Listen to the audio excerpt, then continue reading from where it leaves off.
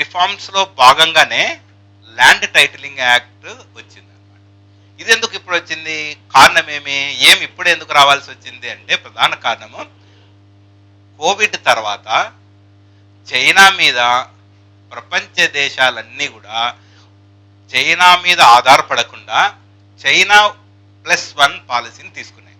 అంటే western countries కానీ, America కానీ, ఆల్ డెవలప్డ్ కంట్రీస్ కానీ చైనా మీద పూర్తిగా ఆధారపడకుండా చైనాతో పాటు ఇంకా ఒక దేశము ఈ సప్లై చైన్లో భాగంగా ఉండాలి అని ఒక నినాదం తీసుకున్నాయి.